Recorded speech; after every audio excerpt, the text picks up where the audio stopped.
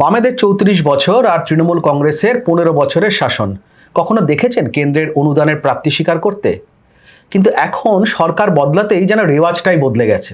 আজ দুপুরে মুখ্যমন্ত্রী শুভেন্দু অধিকারীর প্রেস কনফারেন্স শুনতে শুনতে ঠিক এটাই মনে হচ্ছিল। এক লপ্তে স্বাস্থ্য পরিষেবার জন্য ৩,০০০ কোটি টাকার আদায় করে নিলেন কেন্দ্রের কাছ থেকে রাজ্যের নতুন মুখ্যমন্ত্রী।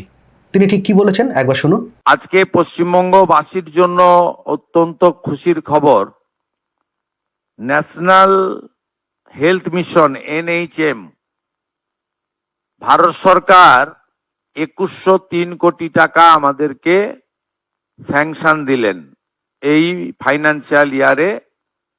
আজকে তার 1/4 500 কোটি টাকা আজকে এই মুহূর্তে ভারত সরকার আমাদেরকে ট্রান্সফার করলেন। রাজ্যের স্বাস্থ্য পরিষেবা নিয়ে হতাশার ছবিটা কি তাহলে কাটলো? কি কি নতুন অভিমুখ দেখতে পাওয়া যাচ্ছে? আমরা কথা বলবো দ্য ওয়ালের এডিটর ইন চিফ শঙ্খদীপ দাসের সঙ্গে। রেওয়াজটাই তো পুরোপুরি বদলে গেল দেখা যাচ্ছে।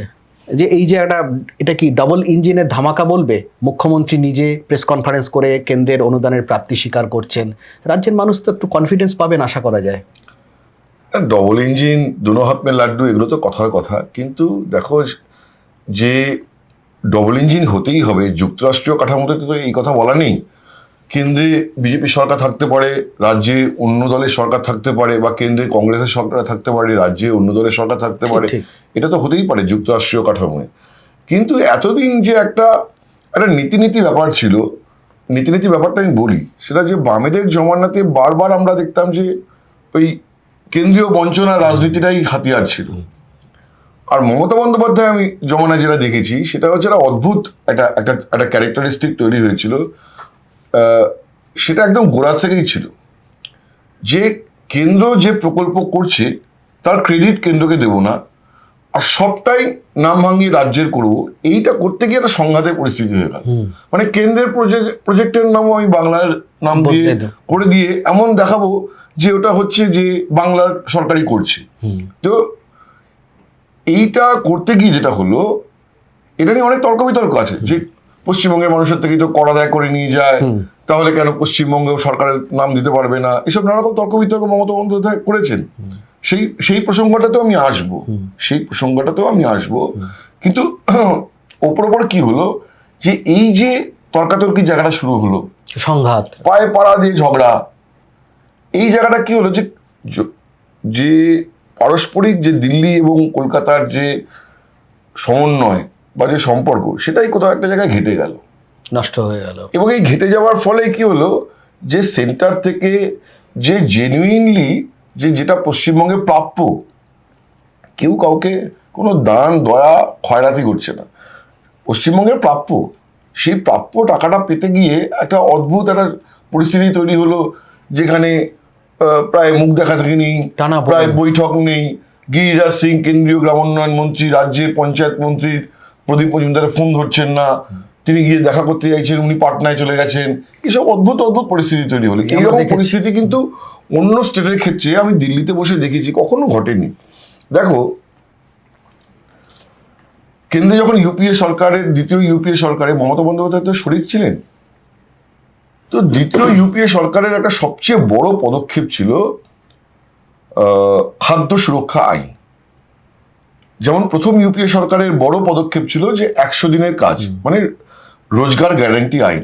মানুষের রোজগারের অধিকার, রোজগার করার ব্যাপারটাকে একটা অধিকার, আইনি অধিকারে পরিণত করা, যে কাজ পাওয়া আমার অধিকার, এবং সরকার সেটা স্বীকৃতি দিল। এটা মাইলস্টোন, যে গ্রামের গরিব মানুষ, বিশেষ করে আনস্কিল্ড লেবার, 100 দিনের কাজ তো অদক্ষ শ্রমিকের জন্য, আনস্কিল্ড লেবারের জন্য, যার কোনো দক্ষতাই নেই, যিনি মাটিই কাটতে পারে, শুধু অতটা কোদাল হাতে দিয়ে দিলে মাটি কাটতে পারেন, তো তার কি কাজ পাওয়ার অধিকার থাকবে না? তাহলে তিনি খাবেন কি? তাহলে তাকে একটা পঞ্চায়েত ব্যবস্থার মাধ্যমে কাজ পাওয়ার অধিকার পাইয়ে দেওয়া হলো, আইনি অধিকার, যে বছরে 100টা দিন অন্তত কাজ পাবেন, তার জন্য এই মজুরি তিনি পাবেন। এটা একটা milestone. Similar milestone UPA 2 government করলো খাদ্য সুরক্ষা আইন, যে মানুষের গরিব অনগ্রসর, আর্থিকভাবে অনগ্রসর মানুষের খাদ্যের অধিকার, ঠিক আছে, মানুষ খাবে, দুবেলা পেট ভরে খাবে, 1 টাকা কেজিতে চাল, গম ইত্যাদি প্রভৃতি। যেই প্রকল্পটা অ্যানাউন্স হলো এবং সেন্টারই তো তার ভর্তুকি দিচ্ছিল, মমতা বন্দ্যোপাধ্যায় করে দিলেন খাদ্যসাথী। তিনি বললেন খাদ্যসাথী কেন করছি, কারণ কেন্দ্র এতগুলো মানুষের জন্য দিচ্ছে, আমি তার থেকে আরেকটু বেশি অংশে মানুষের জন্য দিচ্ছি, তার জন্য নাম হয়ে গেল খাদ্যসাথী। তার ফলে আজকে কংগ্রেস গভর্নমেন্ট যেটা করলো, এবং যে গভর্নমেন্টের একটা সময় একটা ব্রিফ টাইম, তুমি অন্তত 2 বছর তিনি পার্ট ছিলেন, 2 বছর কেন বলবো, 2009 থেকে 2012 তিন কোনো বছর। ক্রেডিটই না দিয়ে বলে গেল খাদ্যসাথী। তো এই যে প্যাটার্ন, এই প্যাটার্নটা লাগাতার চলেছে। আরো বাড়লো। নিশ্চয়ই মনমোহন সিং এর ভালো লাগেনি, নিশ্চয়ই সোনিয়া গান্ধীর ভালো লাগেনি যে কংগ্রেস যেটা উদ্যোগী হয়ে যেটা করলো, সংসদে আইন পাশ করে মানুষের খাদ্যের অধিকারকে একটা আইনি জামা পড়ালো। তো সেটা এবার লাগাতার এগুলো চললো, জল জীবন মিশনকে জল স্বপ্ন, এইসব এবং কেন্দ্র টাকা বন্ধ করে দিচ্ছে, ঠিক আছে। তো কোথাটা পায়ে পায়ে একদম পড়ে একটা। সবচেয়ে বড় কথা হলো যে করের জায়গাটা, যেটা আমি বললাম, 14th ফাইন্যান্স কমিশন, 14দশ অর্থ কমিশন যদি ভুল না করি, তাতে বলা হলো যে ডিভলিউশন অফ সেন্ট্রাল ট্যাক্সেস, মানে কেন্দ্র সরকার কর বাবদ যে আদায় করে সেই আদায়ের থেকে 42% রাজ্যকে দেওয়া হবে। আর রাজ্যগুলো থেকেই তো আদায় হয়, তাহলে কেন্দ্র সরকার চালানোর জন্য যেমন টাকা লাগবে, রাজ্যেরও তো ওই সেন্ট্রাল ট্যাক্সেসের থেকে একটা অংশ পাও না। তো অনেক তর্ক বিতর্কের পরে 32% থেকে বাড়িয়ে 42% করা হলো, এবং বলা হলো যে রাজ্য ওই 42% টাকা দিয়ে কি খরচ করবে সেটা নিয়ে কেন্দ্র ফোপরতালি করবে না, তোমার স্বাধীনতা রইল। কেন? তার কারণ হচ্ছে যে প্রতিটা রাজ্যের চাহিদা এক এক রকম। কেন্দ্র সেটা ইউনিভার্সাল একটা কোনো প্রজেক্ট বানিয়ে চাপিয়ে দিল, এইটা সব রাজ্যের জন্য মানে প্রয়োজন নাও হতে পারে।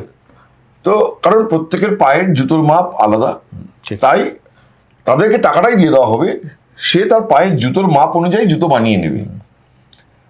তার মানে যে এই যে 42% করা হলো, 32% থেকে বাড়িয়ে 42% করা হলো, 10% বাড়ানো, ডেভলিউশনটা বাড়িয়ে দেওয়া হলো, তাতে কি হলো যে তোমার হাতে টাকা এলো। এবার তুমি তো তোমার রাজ্য, তুমি সেই টাকা দিয়ে কন্যাশ্রী, যুবশ্রী, যেই শ্রী করো না কেন, সেটা তো রাজ্যেরই নাম দিয়ে হবে, কারণ রাজ্যকে স্বাধীনতা দেওয়া হয়েছে এটা করার। তাহলে রাজ্য রাজ্যের প্রজেক্ট করলো, কেন্দ্র কেন্দ্রের প্রজেক্ট করলো, কোথাও বৈরিতা নেই, কোন থাকার কথা নয়। তাহলে তো কেন্দ্রের যারা শাসক দল তাদেরও, বা তারা যে সরকার, তাদের কিছুটা একটা ক্রেডিট রইল। রাজ্যেরও হাতে পর্যাপ্ত একটা টাকার দেওয়ার ব্যবস্থা করা হলো, যাতে করে রাজ্য নিজের মতো করে প্রজেক্ট এমন তৈরি করে ইউনিক, যেটা রাজ্যের মানুষের চাহিদার নিজস্ব জন্য প্রকল্প। তাহলে রাজ্যের মানুষের চাহিদার জন্য প্রজেক্ট করার টাকা পেয়ে সেটা যদি তুমি নামকরণ করো, যাই করো না কেন, তা তোমার হাতে সেই সুযোগটা রয়েছে। তুমি ওই রাজ্যেরটাও চাইবে, কেন্দ্রের প্রকল্পের টাকাটা নাম বলবে। এই যে করতে গিয়ে একটা পেটি কলতলার ঝগড়া হয়ে গেল না একেবারে শেষের দিকে। এবং তারপরে কি হলো যে কেন্দ্রের যে প্রজেক্টের টাকা চুরির জন্য টাকা বন্ধ করে দিল। যদিও এই চুরির জন্য টাকা বন্ধ করার ফর্মুলাটা আমি মানি না, মানে আমার ব্যক্তিগতভাবে আপত্তি আছে যে তাতে ক্ষতিগ্রস্ত হয় সাধারণ মানুষ, গরিব অনগ্রসর মানুষ ক্ষতিগ্রস্ত হয়। আমি বারবার করে একটা কথাই বলি যে বাড়িতে যদি কারোর বাড়িতে 4 জন বা 5 জন একান্নবর্তী পরিবারের সন্তান থাকে, একজন যদি বিস্কুট চুরি করে খায় রান্নাঘর থেকে, তা বাবা মা তো সবার জন্য বিস্কুটটা বন্ধ করে দেয় না। একদম বাবা মা বোঝানোর চেষ্টা করে, ভাই বিস্কুটটা তুই চুরি করে খাস না, আমি তোকে জন্য দেবো, রোজ সকালবেলা 2টো করে বিস্কুট দেবো, সন্ধ্যাবেলা বিস্কুট দেবো। কিন্তু কারোর জন্য, সবার জন্য একসাথে বাবা মা বিস্কুট আনা বন্ধ করে দিলে হয় না, এটা কখনো হয় না, কিন্তু সেটা হয়েছিল। তো এই করতে করতে করতে একটা সেন্টার স্টেট রিলেশনটাই পুরো ঘেটে যায়। সুব্রত মুখোপাধ্যায় যখন পঞ্চায়েত মন্ত্রী ছিলেন, সুব্রত মারা গেছেন এখন প্রয়াত, তার কথাটা আমার বলাটা কতটা মানে ঠিক হচ্ছে কিনা আমি জানি না, কিন্তু সুব্রত বলতেন, একদিন আমি নিউ সেক্রেটারি বিল্ডিং এ ওনার অফিসে বসে আছি, তো উনি আমার বললেন যে 100 দিনের কাজের রাজ্যের যে বকেয়া টাকা, সেই বকেয়া টাকার মধ্যে মনে হয় 1200 বা 1400 কোটি টাকা সেন্টার রিলিজ করেছে, এবং রিলিজ করার পরে তখন মোদি গভর্নমেন্টে অবশ্যই তো রিলিজ করেছে, তখন বলেছে যে আমি বলেছি এটা তুমি লিখে দিও না, তুমি তোমার সোর্সে পেয়েছো এরকম লেখো। তার কারণ হচ্ছে আমাদের হচ্ছে এখানে টাকা পেলে বলার নিয়ম নেই, টাকা না পেলে সাংবাদিক বৈঠক করে বলতে হবে যে টাকা পাইনি। কেন্দ্র টাকা দিয়ে দিলে ওটা আমাদের আবার বলার নিয়ম নেই। এর অদ্ভুত সিস্টেম, সত্যি তাই না? তো এই করে করে করে করে সংঘাতের জায়গাটা তৈরি হয়েছে। আলটিমেট সাফার করলে তো রাজ্যবাসী সাফার একদম পুরোপুরি তাই। তো আজকে মুখ্যমন্ত্রী শুভেন্দু অধিকারী যে ঘোষণাটি করেছেন যে পশ্চিমবঙ্গে জাতীয় স্বাস্থ্য মিশন খাতে 2103 কোটি টাকা কেন্দ্রের স্বাস্থ্য মন্ত্রক বরাদ্দ করেছে চলতি আর্থিক বছরের জন্য, এবং আয়ুষ্মান ভারত প্রকল্পের কেন্দ্রীয় সরকারের অংশীদারিত্ব বাবদ 976 কোটি টাকা বরাদ্দ করেছে এই আর্থিক বছরের জন্য, এবং যে জাতীয় স্বাস্থ্য মিশন খাতে 2103 কোটি টাকার প্রথম ত্রৈমাসিক ফার্স্ট কোয়ার্টারের যে টাকা 525 কোটি টাকা বা সামথিং লাইক দ্যাট, সেইটা অলরেডি চলে এসেছে। দেখো এখানে টাকার অঙ্কটা একটা পশ্চিমবঙ্গের মতো একটা বিপুল একটা আয়তনের রাজ্য, 10 কোটির উপরে মানুষ, জনসংখ্যা রাজ্য, বিশাল কিছু নয়, আবার কম কিছুও নয়। কিন্তু এই যে আবার যে ইয়েটা হলো মানে এটাই বলতে চাইছি, মুখ্যমন্ত্রী নবান্নে বসে ভিডিও কনফারেন্সিং এ কথা বলছেন তার টিম নিয়ে, মুখ্য সচিব, স্বাস্থ্য সচিব, মুখ্যমন্ত্রী উপদেষ্টা, এরা সবাই মিলে দিল্লিতে স্বাস্থ্যমন্ত্রী জগৎ প্রকাশ নাড্ডা, তার সেক্রেটারিরা দপ্তরের সবাই মিলে একটা মিটিং করছেন। এটার মধ্যে একটা সুষ্ঠু সমন্বয়ের ছবিটা দেখা গেছে। একদম। এই সমন্বয়টাই জরুরি, এই সমন্বয় থাকলেই টাকা আসে। দেখো এটা তো শুধুমাত্র স্বাস্থ্য খাতের জন্য, কিন্তু এই যে যুক্তরাষ্ট্রীয় কাঠামোর, এটা তো একটা সুফল, মানে এটা একটা ভালো দিক যে এই সমন্বয়টা থাকলে। এটা তো শুধুমাত্র এরপর বাকিগুলোতেও একটা এভাবেই আসতে পারে। রাইট। এবার এটা হচ্ছে যে যদি পশ্চিমবঙ্গে বিজেপি সরকারই থাকে তবেই এটা হবে, না থাকলে হবে না, এটাও হওয়া উচিত নয়। ঠিক নয়। কিন্তু এটা অন্য সরকার থেকেও করতে পারতো। আমি দেখেছি যে কংগ্রেস মানে ইউপিএ গভর্নমেন্ট থেকে তৃণমূল সমর্থন প্রত্যাহার করে নেওয়ার পরেও, ঠিক আছে, এবং কংগ্রেস গভর্নমেন্টের ওইরকম সংকীর্ণ রাজনীতি ছিল না, পরেও সুব্রত মুখোপাধ্যায় পঞ্চায়েত মন্ত্রী হিসেবে কেন্দ্রের কাছ থেকে টাকা আদায় করে নিয়ে আসতেন, নিজে যেতেন, মিটিং করতেন, গিয়ে টাকা আদায় করে নিয়ে আসতেন প্রকল্পের জন্য, কোথাও বাধা হয়নি। কিন্তু অ্যাপ্রোচ, ইন্টেনশন, সেটা ইম্পর্টেন্ট। একদম। ঝগড়ার ইন্টেনশন কোমর বেঁধে নিয়ে এসব করে গিয়ে আর একটা সুস্থ কনভারসেশনের জায়গা তৈরি হওয়া, আবার কলতলা ঝগড়া করে কখনো ডেভেলপমেন্ট হবে না, আলটিমেট সাফার করবে রাজ্যের মানুষ। এটাই দেখো পশ্চিমবঙ্গে 2009 সালে এখানে তখনও বাম সরকার, এবং বামেরা কেন্দ্র থেকে সমর্থন প্রত্যাহার করে নিয়েছে। তারপরেও তৎকালীন মুখ্যমন্ত্রী বুদ্ধদেব ভট্টাচার্য, তিনি কেন্দ্রের সঙ্গে যেভাবে সুষ্ঠু সম্পর্ক রাখতেন, মানে প্রশাসনিক কাজে, রাজনৈতিক কাজের কথা বলিনি, তার জন্য সুফল তিনি পেয়েছিলেন। এই যে তখন মোস্টলি আইলা হয়েছিল, এবং তার জন্য অর্থমন্ত্রী প্রণব মুখোপাধ্যায় বাজেটে 1000 কোটি টাকা একটা ইনস্ট্যান্ট একটি সাহায্যের কথা ঘোষণা করেছেন, বাজেটে ঘোষণা করেছিলেন। তো সেটা তো হয়েছিল। তো এই ঝগড়া করলে তো এটা হতো না। তারপর তুমি দেখো আমফানের পরে কি হয়েছিল, আমফানের পরে আবার সেই কেন্দ্র রাজ্য সংঘাত, কেন্দ্রীয় টিম পাঠাচ্ছে, রাজ্যের অভিযোগ করছে আমফানের টাকা চুরি হয়ে যাচ্ছে। একদম। মমতা বন্দ্যোপাধ্যায়কে প্রেস কনফারেন্স করে বা পার্টিকে বলতে হচ্ছে যে আমফানের টাকা চুরি না হয়, রিলিফের টাকা অভিযোগ ছিল না, স্টেট গভর্নমেন্ট যে রিলিফ দেওয়ার চেষ্টা করছে সেটাই বলছে তৃণমূলের লোকাল লিডাররা ওখান থেকে ত্রাণের টাকা থেকে টাকা তুলে নিচ্ছে। এই অবস্থায় বিতর্ক ছিল, এই অবস্থায় কোনোদিনও সুষ্ঠু আদান প্রদান হয় না। তো আজকে আমি আবারও বলবো যে রেওয়াজ বদল, যে একটা সুব্রত দাসরা বলতেন যে প্রাপ্তি স্বীকার করা যাবে না, যেটা না পাবে না সেটাকে নিয়ে প্রেস কনফারেন্স করতে হবে, তো পাওয়াটা নিয়ে বলা যাবে। ফার্স্ট মুখ্যমন্ত্রী শুভেন্দু অধিকারী যে প্রাপ্তি স্বীকার করলেন, হ্যাঁ কেন্দ্রের সরকার পশ্চিমবঙ্গের স্বাস্থ্য খাতে 3000 কোটি টাকা দেবেন বলেছেন, এবং 2023-24 অর্থবর্ষ এবং 2024-25 আর্থিক বছর, এই দুটো বছরে পশ্চিমবঙ্গ যে জাতীয় স্বাস্থ্য মিশনের টাকা নেয়নি, আমার মনে হয় নেয়নি না পায়নি। আচ্ছা, এটা এখানে আমার একটা প্রশ্ন, তোমার একটু থামালাম, যে এই যে 525 কোটি টাকা জাতীয় স্বাস্থ্য মিশনের টাকাটা পাওয়া গেছে এবং একই সঙ্গে গত 2 বছর পায়নি, মানে এটা কেন হলো, এই পরিস্থিতিটা কেন হয়েছিল? এটাও তো খুব একটা স্বাস্থ্যকর হয়নি। দেখো ন্যাশনাল হেলথ মিশন খাতে রাজ্য সেন্ট্রাল গভর্নমেন্ট যে শর্ত পূরণ করার কথা বলেছিল, রাজ্য সরকার সেগুলো করেনি বলে, দেখো এখানে তো হুইমস অ্যান্ড ফ্যান্সিসে গভর্নমেন্ট চলবে না। তুমি পশ্চিমবঙ্গের বিভিন্ন দপ্তরের সচিবদের জিজ্ঞাসা করো, সব কটা দপ্তরে প্রায় কম বেশি সব দপ্তরে কিছু না কিছু পাবে, যে সেক্রেটারিরা জানাবেন যে সেন্টারের এই প্রজেক্ট থেকে এই টাকা পাওয়ার জায়গা আছে, মুখ্যমন্ত্রী কথা বলতে দেবেন না, বাক্যালাপ বন্ধ, মুখ্যমন্ত্রী কথা বলে টাকাটা আনতে দেবেন না। আমি নাম করবো না, তৃণমূলের একজন সাংসদ দুদিন আগেই আমায় বলেছেন যে একটি রেলের প্রজেক্টের জন্য আমি দরবার করতে রেলমন্ত্রী অশ্বিনী বৈষ্ণবের কাছে গিয়েছিলাম, এবং সেইটা আমি এসে একদিন বৈঠকে মুখ্যমন্ত্রীকে বলি। তো মুখ্যমন্ত্রী বলেন যে তোমাকে পাকামো করে যেতে কে বলেছে, পার্টিকে জানিয়েছিলে?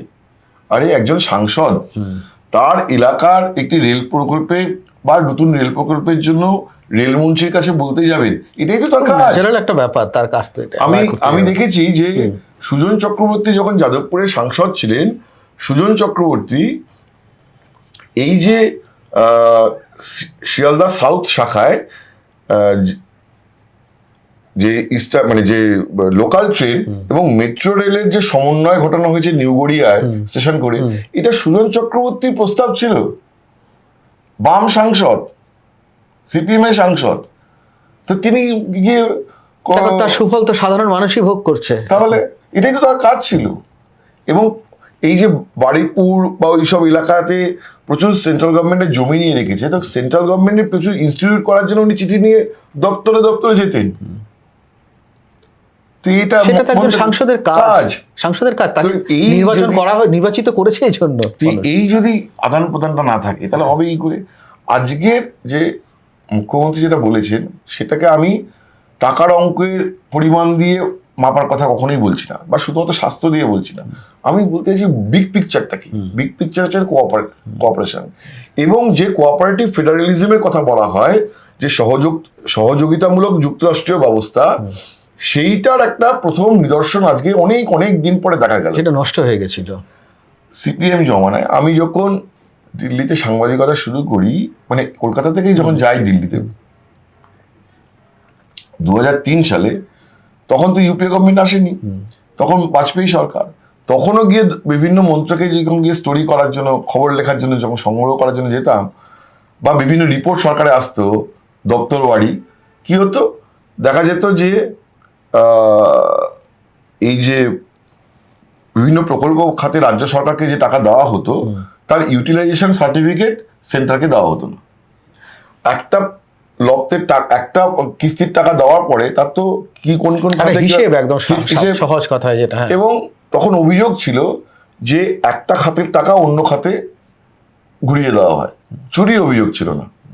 এই সময় মমতা বন্দ্যোপাধ্যায় যেমন চুরির অভিযোগ ছিল র্যাম্প্যান্ট, তেমন অভিযোগ ছিল না। কিন্তু বলা হতো যে অসীম দাশগুপ্ত অর্থমন্ত্রী, তার জমানায় যে এই প্রকল্পের খাতের টাকা অন্য প্রকল্পে দেওয়া, এবং ইউটিলাইজেশন সার্টিফিকেট দিতে দেরি করতো, তার ফলে পরের কিস্তির টাকা আসতে দেরি হতো। আবার পরের কিস্তির টাকা আসতে দেরি হতেই আবার বামের অভিযোগ তো কেন্দ্র বঞ্চনা করছে। কেন্দ্র তো বঞ্চনা ছিল না, বঞ্চনা ছিল না, কিন্তু এইটুকুনি তো ডিজার্ভও করে একটা, যে একটা টাকা পাঠালে তার একটা ইউটিলাইজেশন সার্টিফিকেট আসবে যে এই খাতে খরচা করেছে। যেটা নিয়ে তৃণমূল কংগ্রেসের বিরুদ্ধে বারবার অভিযোগ ছিল, কোনো ইউটিলাইজেশন সার্টিফিকেটই দিত না। এটা হচ্ছে বামেদের উপর হয়ে গেল। আবার 15 বছর গেল এমন একটা ফেজ যেখানে খালি ঝগড়া ঝগড়া ঝগড়া ঝগড়া ঝগড়া। তো এই যে লম্বা একটা ঝগড়ার ফেজ, সমন্বয়টা আমরা এই স্থিতিতে দেখতেই পেলাম না। একদম। এইটা দেখো তুমি, যে এরা ক্ষমতায় আসার, বিজেপি ক্ষমতায় আসার কতদিনে, দিন 15 মতো হয়েছে শুভেন্দু অধিকারী মুখ্যমন্ত্রী হওয়ার পর, এবং কালকে খুব গুরুত্বপূর্ণ ছিল প্রধানমন্ত্রীর সঙ্গে বৈঠক।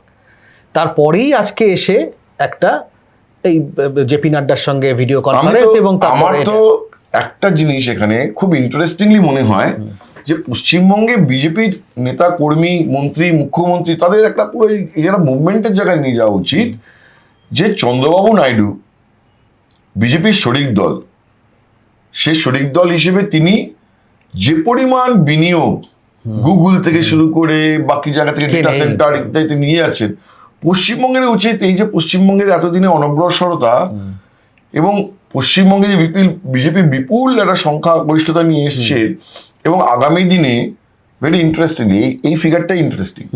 দেখো অন্ধ্রে কটা লোকসভা সিট, মোস্ট প্রবাবলি 28টা, কারণ 14খানা মনে হয় তেলেঙ্গানায় চলে গেছে।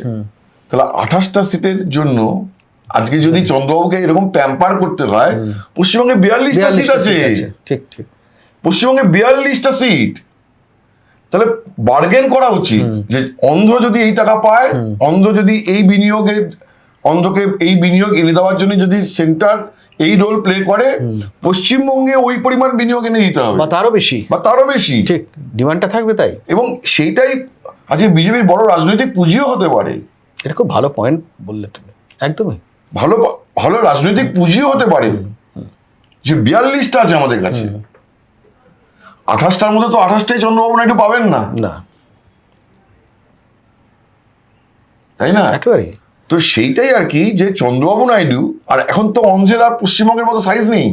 অন্ধ্রেও 42টা লোকসভা আসন ছিল, পশ্চিমবঙ্গে অবিভক্ত, পশ্চিমবঙ্গে 42টা আসন ভেঙে গিয়েছে, 28টা পশ্চিমবঙ্গে ছোট স্টেট হয়ে গেছে, ছোট স্টেট অন্ধ্রপ্রদেশ।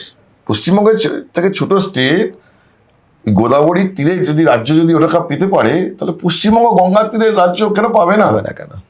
হিউজ পোটেনশিয়াল, এবং এটা একটা মুভমেন্টের জায়গায় নিয়ে যাওয়া উচিত। এবং এর পাশাপাশি দেখো এই মুভমেন্টটা যদি এরা করেন, কারণ আমি কেন বলছি এটাকে, যে তাহলে তো চন্দ্রবাবু নাইডুর উপর নির্ভরতাটাও কমে যাবে। ঠিক ঠিক ঠিক। এইখান থেকে যদি পশ্চিমবঙ্গে যদি বিজেপি আরো আসন বাড়াতে পারে লোকসভায়, তাহলে 42টার মধ্যে বিজেপি 35টা পেলো, কথার কথা বলছি, হাইপোথেটিক্যাল, আমি বিজেপির প্রচার করছি না। না, আমার উদ্দেশ্য হচ্ছে, এই কথাটা বলার উদ্দেশ্য হচ্ছে সেন্টার কত বিনিয়োগ, মানে পশ্চিমবঙ্গে বিনিয়োগ আনার ব্যাপারে হেল্প করছে, এবং আমার বলার পারপাসটা হচ্ছে যে পশ্চিমবঙ্গের ডেভেলপমেন্টটা কোন স্কেলে পৌঁছতে পারে। বিজেপির প্রচারের জন্য, প্রোপাগান্ডার জন্য নয়, একেবারে না। বিজেপির প্রোপাগান্ডার জন্য বলছে, ডোন্ট টেক মি রং। একদম। আমি বলতে চাইছি যে তাহলে তো চন্দ্রবাবু নাইডুর উপর নির্ভরতা কমে যাবে, রাইট, তাই না? তুমি দেখো 2009 সালের লোকসভা ভোটে কি হয়েছিল, অবিভক্ত অন্ধ্রপ্রদেশ, রাজশেখর রেড্ডি ছিলেন মুখ্যমন্ত্রী। রাজশেখর রেড্ডি দিল্লিতে কোনো নেতার কথা শুনতেন না, সোনিয়া গান্ধী ছাড়া কাউকে পাত্তাই দিতেন না, আহমেদ প্যাটেল কোনো পাত্তাই দিতেন না, ঠিক আছে? তো ভোটের প্রার্থী বাছাই নিয়ে আলোচনা হবে, নামকে বাস্তে একজন প্রদেশ কংগ্রেসের সভাপতি ছিলেন, তাকেও পাত্তা দিতেন না। তো টিকিট ডিস্ট্রিবিউশন নিয়ে কাকে প্রার্থী করা হবে সেটা নিয়ে চলছে। তো এআইসিসির কিছু নেতা মাতব্বর, তারা তো চেষ্টা করছে তাদের ক্যান্ডিডেট ফ্যান্ডিডেট ঢোকানো, রাজশেখরের কোনো নেই। তো প্রণব মুখোপাধ্যায় বলেছিলেন যে আরে চন্দ্রশেখরে খালি বড় বড়, রাজশেখর রেড্ডি খালি বড় বড় কথা, ও বলছে 32টা সিট পাবে। রাজশেখর রেড্ডি 32টা সিটই পেয়েছিলেন, মানে কংগ্রেস 32টা সিট। এবং কংগ্রেসের এই যে 2009 সালে কেন্দ্রে যে আরেকবার সরকার গঠন এবং 206খানা সিট পেল কংগ্রেস, তার মধ্যে সবচেয়ে বেশি সিট হলো অন্ধ্রপ্রদেশ থেকে। তাহলে পশ্চিমবঙ্গে উত্তরপ্রদেশের পরে বিজেপির সব থেকে বেশি আসন জেতার একটা সুযোগ বা সম্ভাবনা, বড় সুযোগ বা প্রেক্ষাপট বা ক্ষেত্র তৈরি রয়েছে পশ্চিমবঙ্গে আজকের ফলাফলে নিয়ে। হ্যাঁ, যে পরিমাণ ভোট পেয়েছে বিজেপি, তার পাটিগণিত করলেও তো তাই দাঁড়াচ্ছে। তুমি তো গুণে বার করেছো যে লোকসভার, মানে এই যে বিধানসভার নিরিখে লোকসভায় বিজেপি 29টা সিটে এগিয়ে গেছে, 29টা সিট। ডেভেলপমেন্ট অ্যাক্টিভিটিতে যদি সেন্টার হেল্প করে, 3 বছর বাকি, তাহলে তো এটা তো আরো তার একটা এফেক্ট করতে পারে। ডেভেলপমেন্ট অ্যাক্টিভিটি প্লাস তাদের সংগঠন বাড়াবার সুযোগ রাজ্যের সরকার রয়েছে। ফিরে আসি আমাদের পুরনো প্রসঙ্গে, সেটা হচ্ছে আজকের যেটা দেখা গেছে, আবারও বলছি 3000 কোটি টাকা ওই স্বাস্থ্য খাতে, আয়ুষ্মান ভারত, এইটা তো মানে বিষয় বটেই, কিন্তু মানে সামগ্রিকভাবে যে বৃহৎ ছবিটা, সেই বৃহৎ ছবিটা হচ্ছে না যুক্তরাষ্ট্রীয় ব্যবস্থায় সমন্বয়ের ছবি। অনেক অনেক দিন পরে এই সমন্বয়ের ছবিটা আজকে দেখা গেল, এবং বিজেপি, কংগ্রেস, তৃণমূল, সিপিএম এসবের বাইরে, রাজনীতির বাইরে গিয়ে বলি যে প্রশাসনিকভাবে যে সেন্টার স্টেটের রিলেশনের একটা মাইলস্টোন আজকে দেখতে পেলাম, এটা ভেরি ইন্টারেস্টিং, আশাব্যঞ্জক। এইটা খুব পজিটিভ লাগলো। এটা বিজেপি তৃণমূলের বাইরে গিয়ে বলছি যে সেন্টার স্টেটের এই যে অ্যাডমিনিস্ট্রেটিভ কোঅপারেশনটা, এটা বেশ প্রশাসনিক সমন্বয়, এটা যদি ধরে রাখতে পারে বেশ দেখতে ভালো লাগলো। আশা করা যায় এটা ধরে রাখা যাবে। এবং শুভেন্দু অধিকারী শপথ নেওয়ার পর থেকেই বিভিন্ন কেন্দ্রীয় প্রকল্পের কথা বলো, সব কটাকে এখানে ইন্ট্রোডিউস করাবার চেষ্টা করছেন, প্রথম দিন থেকে বলছেন একদম ক্যাটেগরিক্যালি 1, 2, 3, 4 করে। সেটা যদি হয় তাহলে তো রাজ্যের মানুষের জন্যই অনেকটা একটা উপকারের জায়গা তৈরি হবে। হ্যাঁ, সে দেখা যাক। আর তুমি আরেকটা কথা বলছো, তোমার নাম কি? হ্যাঁ, তুমি আরেকটা বিষয় একটু আসি, সেটা হচ্ছে যে এই যে তুমি বললে যে অন্ধ্রের উদাহরণ দিয়ে বললে একটা এখানকার বিজেপির, রাজ্য বিজেপির এখন একটা প্রেশার বা যেটাই হোক না কেন, আদায় করে নেওয়ার একটা সুবর্ণ সুযোগ যদি সেভাবে অ্যাগ্রেসিভলি জিনিসটাকে কাজে লাগাতে পারে। আরও একটা তো সুযোগ রয়েছে, যেটা হচ্ছে যে যদি কেন্দ্রীয় মন্ত্রিসভা রিশাফল হয়, সেখানে যদি ভালো মন্ত্রক পায়, এখন তো সেটার দাবিটাও অনেকটা, সেক্ষেত্রেও তো কিছুটা ডেভেলপমেন্টের জন্য আমার এই ফর্মুলাতে আমার খুব একটা ভরসা নেই। আচ্ছা, কেন্দ্রের মন্ত্রীরা ইন্ডিভিজুয়ালি বারিং ফিউ, মানে 2-3 জন ব্যতিক্রম, কারো কোনো কিছু করার নেই, সবই হচ্ছে কেন্দ্রীয়ভাবে প্রধানমন্ত্রী সচিবালয় থেকেই তার দিক নির্দেশ হয়, ঠিক আছে, সেই মোতাবেক কাজ হয়। মন্ত্রীদের অনেকটাই হচ্ছে যে আলংকারিক হয়ে গেছে, কার কি অধিকার আছে একেবারে মানে এটাই দিল্লিতেও এই আলোচনাটা রয়েছে। তো সেইটা একটা তাকে রাজনৈতিক মর্যাদা উচ্চতা দিতে পারে বা সে একটা জিনিসকে পার্সিউ করার ক্ষমতা দেয়, তো সেইটা হবে। যেমন আমি তোমাকে সকালবেলা বলছিলাম যে আজকে মুখ্যমন্ত্রী শুভেন্দু অধিকারী আরেকটি ঘোষণা করেছেন, যেটা শুনে আমার সত্যি ভালো লেগেছে, যেটা ভালো না বলে উপায়, মানে সেটা উনি বলেছেন যে উত্তরবঙ্গে একটি এইমস হাসপাতাল তৈরির জন্য আমার সাথে কথা হয়েছে, জেপি নাড্ডাজির সাথে কথা হয়েছে আমার। কেন ভালো লেগেছে এটা বলি, সেটা হচ্ছে প্রিয়রঞ্জন দাসমুন্সী তিনি বহুদিন ধরে চেষ্টা করেছেন রায়গঞ্জে একটি এইমস করার জন্য। ঠিক ঠিক ঠিক। মনমোহন সিং মন্ত্রিসভার বৈঠকে যেদিনকে এই প্রস্তাব অনুমোদিত হয়, সেদিনকে প্রিয়রঞ্জন দাসমুন্সী মন্ত্রিসভা বৈঠকের পরে আমাকে ফোন করেন, বলে যে একবার আসতে পারবে তথ্য সম্প্রচার দপ্তরের অফিসে। তো আইএনএস বিল্ডিং, যেখানে আমাদের সংবাদপত্র, অনেকগুলো সংবাদপত্র একসাথে অফিস, সেখান থেকে শাস্ত্রী ভবন, যেখানে প্রিয়রঞ্জন দাসমুন্সীর অফিস ছিল, হেঁটে 5 মিনিটও নয়। যাওয়ার পরে এতগুলো চিঠি দিয়েছে, যে এই চিঠিগুলো হচ্ছে যে সিরিজ অফ লেটার পর যে প্রধানমন্ত্রীকে দেওয়া, যে রায়গঞ্জে এইমসটা কেন জরুরি, জমি কোথায় কোথায় পাওয়া যেতে পারে তার একটা মোটামুটি ধারণা, পুরো একটা রিপোর্ট, ওই পুরো যে সিরিজ অফ লেটার, একটা চিঠির সংকলন বা সমগ্র, সেটাকে উনি আমাকে একটা জেরক্স কপি দিয়েছিলেন। যে এই আমার চেষ্টা ছিল, আজকে খুব হ্যাপি মোমেন্ট যে প্রাইম মিনিস্টার বলেছেন যে আমাদের ক্যাবিনেটে আজকে অ্যাপ্রুভ হয়েছে যে রায়গঞ্জে একটি এইমস হবে। সেই রায়গঞ্জের এইমসটিকে মমতা বন্দ্যোপাধ্যায় জোর করে কল্যাণীতে টেনে নিয়ে এলেন, জবরদস্তি, যে প্রিয়দাকে যাতে ওখানে পলিটিক্যাল ক্রেডিটটা না পায়। অথচ দক্ষিণবঙ্গে অনেক হাসপাতাল, এসএসকে রয়েছে, নীলরতন সরকারি ভালো বড় হাসপাতাল, উত্তরবঙ্গে অপ্রতুল, একমাত্র উত্তরবঙ্গ মেডিকেল কলেজ ছাড়া সে অর্থে তেমন কিছু ছিল। উত্তরবঙ্গেই অপ্রতুল, উত্তরবঙ্গেই সবচেয়ে জরুরি ছিল। উত্তরবঙ্গে জমি দিল না স্টেট গভর্নমেন্ট, সেটা নিয়ে মানে প্রিয়দাও অতিষ্ঠ হয়ে গেল। তারপরে দীপা দাসমুন্সী তার স্ত্রী চেষ্টা করেছিলেন, সেটাও হয়নি, মানে খ্যাস্তা খ্যাচাং করে পুরো ব্যাপারটাই জলে চলে গেল। আমি হ্যাপি মোমেন্ট এই জন্যই বলছি, যে আমার ভালো লাগলো এই কারণে বলছি, কারণ সেদিনকে প্রিয়রঞ্জন দাসমুন্সীর সেই যে দীর্ঘ চেষ্টার ফলে যে একটা জায়গায় আনতে পেরেছিলেন, সেটা আবার নতুন করে শুভেন্দু অধিকারী বলছেন এইটা উত্তরবঙ্গের জন্য একটা ভালো। এবং শুধু দেখো উত্তরবঙ্গে যদি আজ এইমস হাসপাতাল হয়, তাহলে উত্তর পূর্ব ভারতের রাজ্যগুলো লাগোয়া বিহার, সেখানকার মানুষের অনেকটা উপকার হবে। তাহলে ইস্টার্ন ইন্ডিয়াতে তাদের একটা হাব তৈরি হতে পারে উত্তরবঙ্গ। এবং একটা এইমস এর মতো হাসপাতাল তৈরি মানে সেখানে সামগ্রিক ইকোনমিক অ্যাক্টিভিটি, তার প্রভাব বিপুল বিপুল বিপুল, বড় ইম্প্যাক্ট। কত কোটি টাকার বিনিয়োগ। আরে ধরো ইট কাঠগুলো তো লোকালি কেনা হবে, একেবারেই তাই, লোকাল ইট ভাটা থেকে তো ইটটা কেনা হবে, লোকাল মজুরাও তো ইটটা গেঁথে হাসপাতালে তৈরি করবেন। কত কর্মসংস্থানের প্রত্যক্ষ পরোক্ষ সুযোগ তৈরি হবে। ঠিক ঠিক, মানুষের চিকিৎসা ক্ষেত্রে কি একটা সুবিধা হবে উত্তরবঙ্গের মানুষের। তো উত্তরবঙ্গ লাগোয়া এই যে মালদা, মুর্শিদাবাদ বলো, বা তারপরেও এসে বীরভূম, এখান থেকেও তো মুর্শিদাবাদ, মালদা থেকে শুরু করে এন্টায়ার নর্থ বেঙ্গলের মানুষ এর উপকার পাবে। তো এইটা আজকে মুখ্যমন্ত্রী যে বলেছেন, এটাও একটা পজিটিভ, এটা রাজ্যের জন্য একটা বড় নিঃসন্দেহে সামগ্রিকভাবে যে আজকের যে জায়গাটা, সেটাতে আমি একটা পজিটিভ নোট দেখতে পেয়েছি, এইটুকুনি বলতে পারি। বাকিটা তো সময় বলবে কতটা হচ্ছে কতটা হয়। আমার শেষ একটা প্রশ্ন, সেটা হচ্ছে দেখো প্রধানমন্ত্রী নিজে যখন বারবার করে এসেছিলেন এবার, আমাদের ভোটের এখানে প্রচারে, এবং তিনি তার মনে হচ্ছিল যে তার নিজের একটা সম্মান রক্ষার জায়গা, বহু প্রতিশ্রুতি দিয়েছেন, একটা ডবল ইঞ্জিন সরকার হবে, তারপর তার একটা সুফল পাওয়া যাবে সমস্ত কিছু।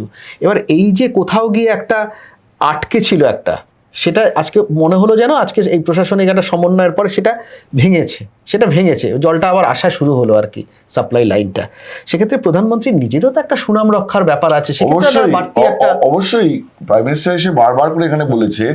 তো আমি তো কালকে তোমায় বললাম যে আমাদের আলোচনায় যে পশ্চিমবঙ্গের উন্নয়নের দায় এখন কিন্তু শুধু একা মুখ্যমন্ত্রী শুভেন্দু অধিকারী নয়, ঠিক, একদম। ইকুয়ালি প্রধানমন্ত্রী নরেন্দ্র মোদীর, কারণ তিনি পশ্চিমবঙ্গবাসীকে একটা আশা দেখিয়ে দিয়ে গেছেন, এবং তার কাছেও স্কোপ, প্রধানমন্ত্রী নরেন্দ্র মোদীর কাছেও স্কোপ, যে পশ্চিমবঙ্গের এই যে একটা যে ডেভেলপমেন্ট নেই, উন্নয়ন মানে শিল্পায়ন নেই, সেখানে এরকম একটা স্টেটকে যে র্যাপিড ট্রান্সফর্ম করিয়ে দেখিয়ে দেওয়া যে কি করা যেতে পারে, সেটা গোটা দেশের সামনেই একটা দৃষ্টান্ত হতে পারে। এইটা কিন্তু, এবং সেইটার মাধ্যমে এন্টায়ার ইস্ট, বিজেপি তো একটা সময় পূর্ব ভারতে খুব একটা আধিপত্য বিস্তার করতে পারেনি, এখন তো করে ফেলেছে। তো গোটা পূর্ব ভারতে কিন্তু বিজেপি রাজনৈতিকভাবে এর একটা সুফলও পেতে পারে।